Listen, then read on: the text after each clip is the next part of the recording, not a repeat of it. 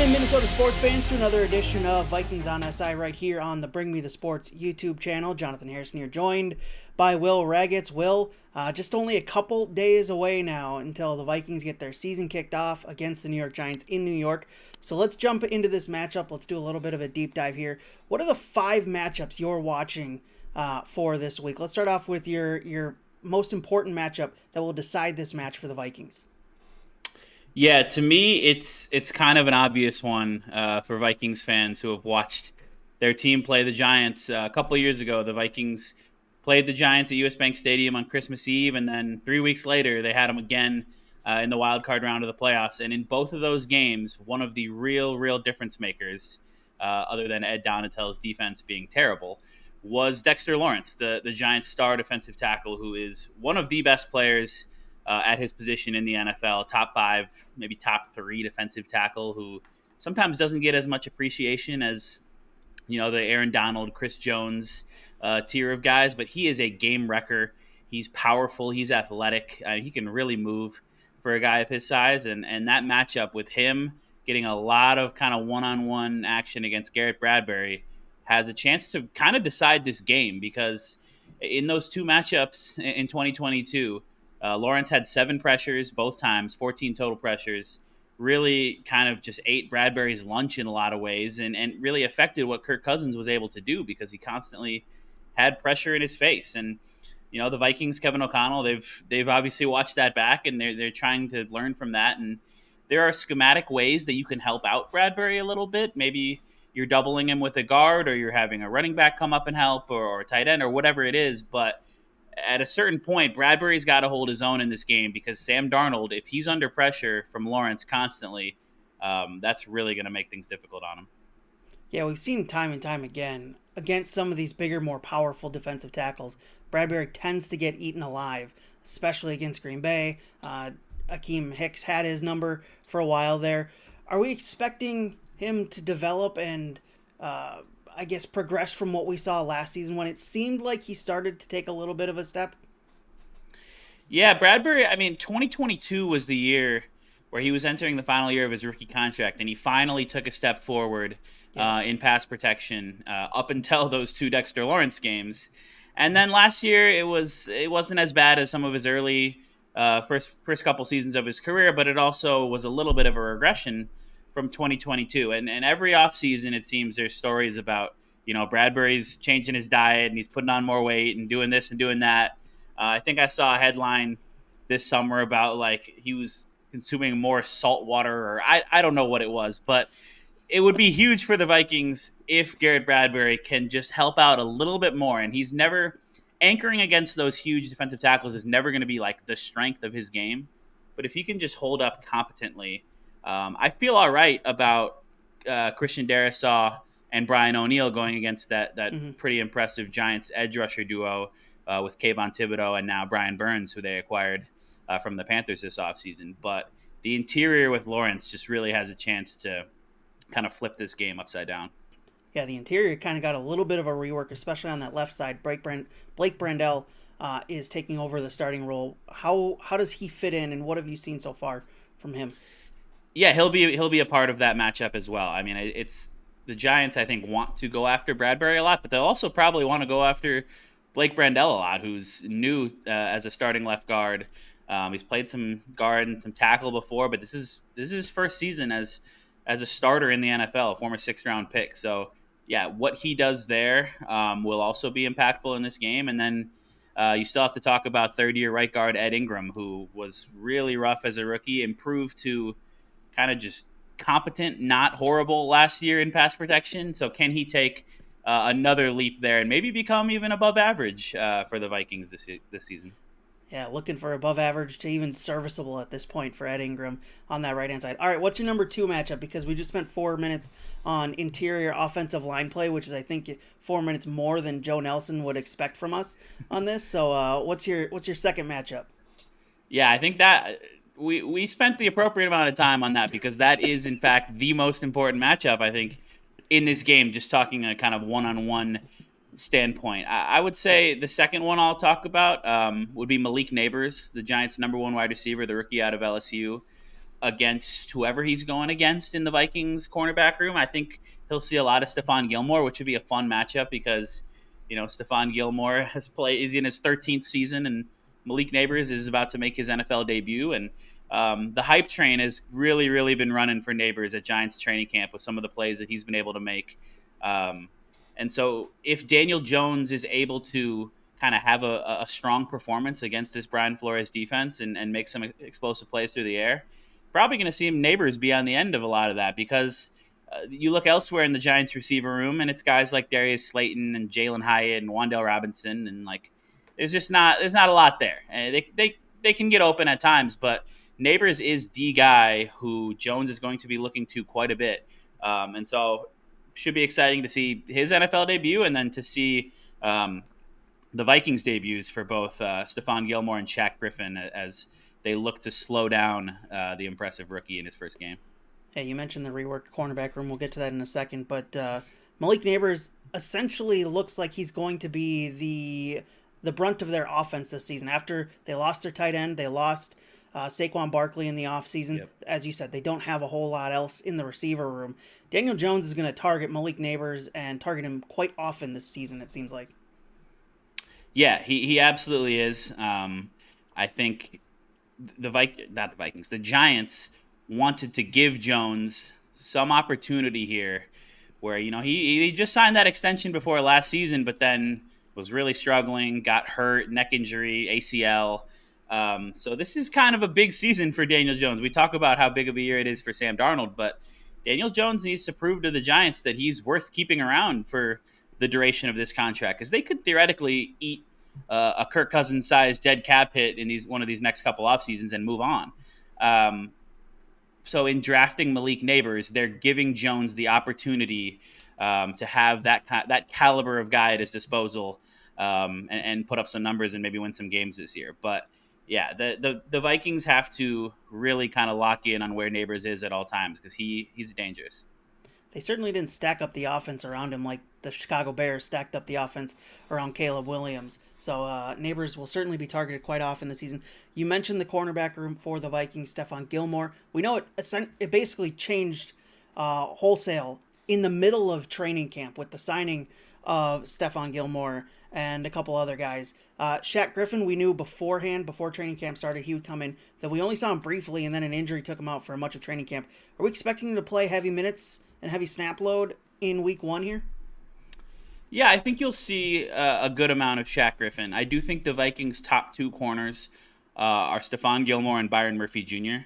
And I am really curious to see how Brian Flores utilizes his different personnel groupings on the defensive side of the ball, because they've got those 2 corners, and then Griffin is a guy who's been a starter. He can play a lot. You've also got 3 safeties in Bynum, Harrison Smith, Josh Metellus that are going to play a lot. Like, who do you use in the slot when you're in nickel looks? Is that going to be Byron Murphy with Gilmore and Griffin on the outside, or is that going to be you got Murphy and Gilmore on the outside and Josh Metellus moves into the slot? Like, there's a lot of different things Brian Flores can do. One of the reasons I'm just so excited to generally watch Flores' defense is he has so many pieces at his disposal this year, more than he did last year, with veteran depth and guys who can do a bunch of different things. And the Vikings have really molded their roster to fit Brian Flores' system this year. So I do think we'll see plenty of Shaq Griffin, but outside of maybe Cam Bynum and Harrison Smith and a couple others, there's not going to be a ton of every single snap guys. I think you're going to see some rotations.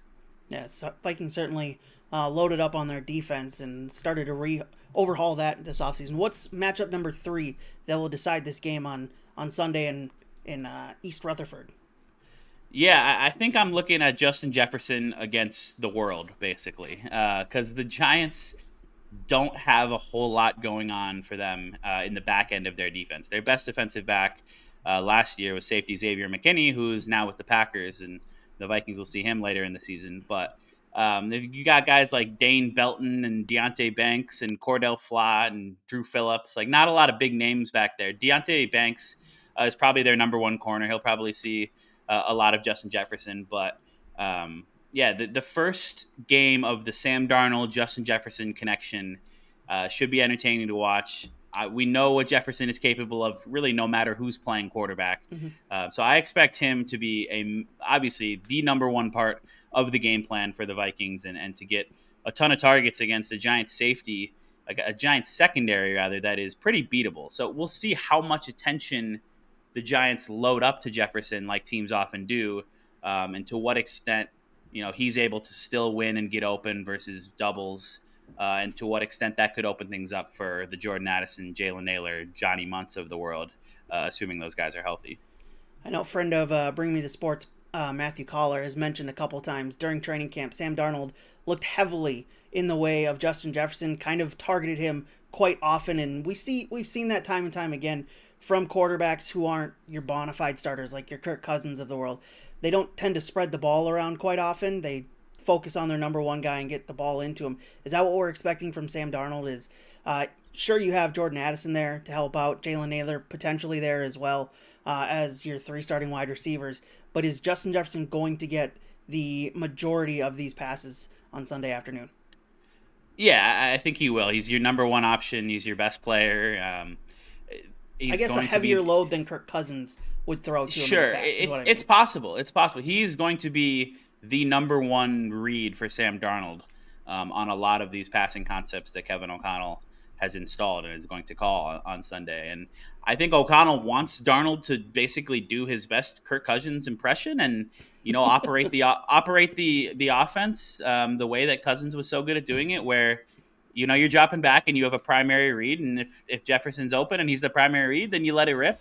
If he's not, then you go through your progressions and you find maybe is Munt open here, is Addison open here, Naylor, and go through those with tying your feet to your eyes and just working within the rhythm and timing of the offense. Those are things O'Connell likes to say a lot.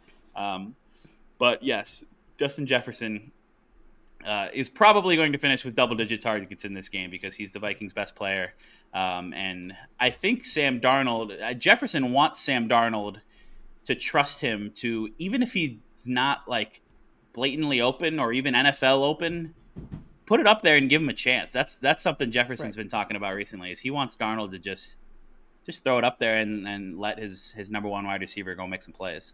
We also know that Sam Darnold has a bit of a different arm than Kirk Cousins. He can let the football fly quite far. Are we expecting more deeper shots from Sam Darnold into Justin Jefferson this season? Is Kevin O'Connell going to open up the playbook and call for more of those long-range passes? Yeah, I kind of am. I think that has to be a part of the Vikings offense this year, when you look at the personnel you have and you try to design plans for what your guys do best. And one thing Sam Darnold does well is he can throw the ball really far downfield. He has significant arm strength. It's not like Kirk Cousins couldn't do that, but I think we could see some more designed shot plays for the Vikings, both with Jefferson, but also Jordan Addison is a great deep threat. We saw Darnold hit him on a bunch of go balls in training camp. And the same is with Jalen Naylor, who's nicknamed Speedy for a reason. Like both of those guys are deep threat options as well. The key is, can you hold up protection-wise long enough for those plays to develop for Darnold to hit some deep ones? All right, number 4. What's your number 4 matchup that will decide Sunday's game? Yeah, again, I'm going to go broader here than just football player versus football player, and I'm just going to say Daniel Jones against Brian Flores. I think that's maybe one of the bigger ones in this entire game.